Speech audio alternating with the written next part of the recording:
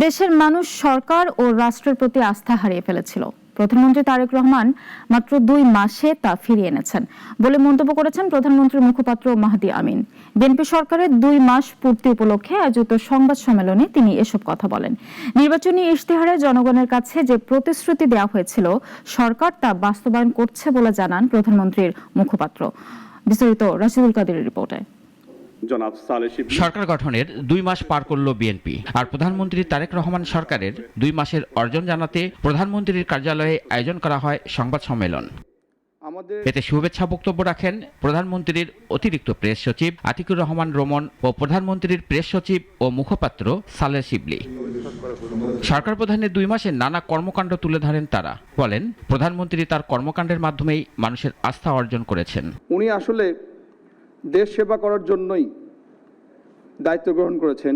বিশেষ করে আমরা দেখেছি মাননীয় প্রধানমন্ত্রী জনাব তারেক রহমানের উপরে জনগণের আস্থা ফিরে এসেছে। সরকার প্রধানের 60 দিনের 60টি কর্মকাণ্ডের বিস্তারিত সাফল্য তুলে ধরেন প্রধানমন্ত্রীর মুখপাত্র মাহাদি আমিন। আন্তর্জাতিক গণমাধ্যমগুলো তাকে অবশ্যম্ভাবী প্রধানমন্ত্রী হিসেবে বিবেচনা করতে শুরু করে। তিনি জানান, বৈশ্বিক পরিস্থিতির কারণে তেল সংকট হলেও বাংলাদেশে এর প্রভাব পড়তে দেননি তারেক রহমান। এছাড়াও শিক্ষা ব্যবস্থা, যুবকদের জন্য কর্মসংস্থানের ব্যবস্থা সহ সরকার প্রধানের অর্জনের নানা দিক তুলে ধরেন তিনি।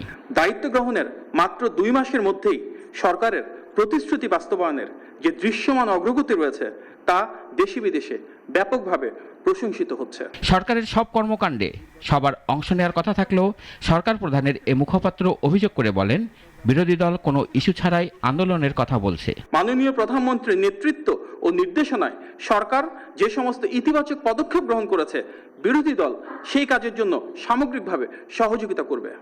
কিন্তু আমরা দেখতে পেলাম তারা সেটি না করে সংসদে হট্টগোল করা, রাজপথে আন্দোলনের হুমকি, গুজব অপপ্রচার ছড়ানো সহ বিকল্প পথ বেছে নিয়েছে। সবার সম্মিলিত প্রয়াস থাকলে ইতিবাচক বাংলাদেশ গড়ে তোলা সম্ভব বলেও জানান মাহাদি আমিন। দেশের সরকার রাষ্ট্র ব্যবস্থার উপর জনগণ আস্থা হারিয়ে ফেলেছিল ফ্যাসিবাদের সময়ে। মাননীয় প্রধানমন্ত্রী জনাব তারেক রহমান এখন দেশের মানুষের সে আস্থা ও বিশ্বাস ফিরিয়ে এনেছেন। স্বচ্ছ ও জবাবদিহিমূলক রাষ্ট্র ব্যবস্থা ফিরিয়ে এনেছেন। ইশতেহারে প্রতিশ্রুতি বাস্তবায়ন শুরু করেছেন, যা এক অনন্য অর্জন। এখন থেকে সরকারের সব কর্মকাণ্ড জনগণের সামনে গণমাধ্যমের মাধ্যমে জানিয়ে দেওয়া হবে বলেও সংবাদ সম্মেলন থেকে জানানো হয়। রাশিদুল কাদের, নাগরিক, ঢাকা।